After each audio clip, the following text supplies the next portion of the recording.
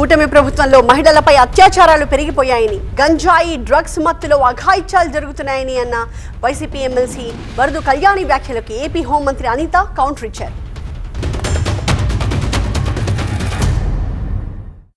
మహిళలను వేధించే వాళ్ళను, పిల్లలను అత్యాచారం చేసే వాళ్ళకు అస్సలు భయం లేకుండా పోయింది అధ్యక్ష. నిజం చెప్పాలంటే వీటిలో ముఖ్యంగా అత్యధిక కారణం గంజాయి డ్రగ్స్, వీటి మత్తులో చేస్తున్నారు అధ్యక్ష.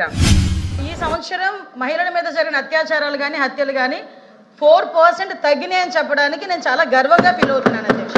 ఈ రోజుకి మీకు గాంజా లేదు అని చెప్పట్లేదు అధ్యక్ష, గాంజా కల్టివేషన్ 0 చేసామని చెప్పాం.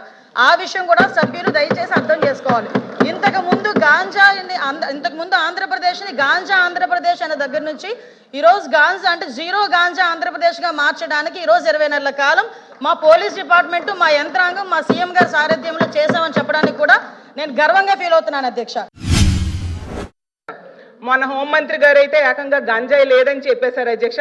కానీ ఈ సభ జరుగుతున్న టైంలోనే మొన్న మదనపల్లిలో చూసాం అధ్యక్ష, గంజాయి మద్యం మత్తులో 7 ఏళ్ల బాలికను అత్యాచారం చేసి హత్య చేసేసి తన ఇంట్లో డ్రమ్లో పడేశాడు అధ్యక్ష. ఒక క్రూర మొగం. మదనపల్లి కేసు నిజంగా చాలా దురదృష్టమైన సంఘటన. ఎందుకంటే అటువంటి పశువు లాంటి వ్యక్తులు ఈరోజు సమాజంలో కొంతమంది తిరుగుతున్న సందర్భాలని కూడా మనం చూస్తున్నాం అధ్యక్ష.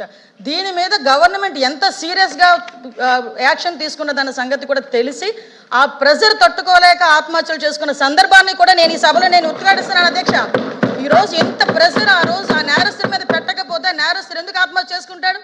ఇప్పుడు ఈ విషయాన్ని కూడా నేను సభలో చెప్పాలి. ఎందుకనంటే ఈరోజు మేము తీసుకుంటున్న చర్యలు అధ్యక్ష, ఈరోజు high priority women security, high priority child security. POCSO కేసుల్లో ఈరోజు నేను చెప్తాను అధ్యక్ష, 3 నెలల కాలంలోనే శిక్ష పడిన సందర్భాలు కూడా ఉన్నాయి. కన్విక్షన్ రేటు కూడా 50% మేము పెంచుకున్నాం అధ్యక్ష.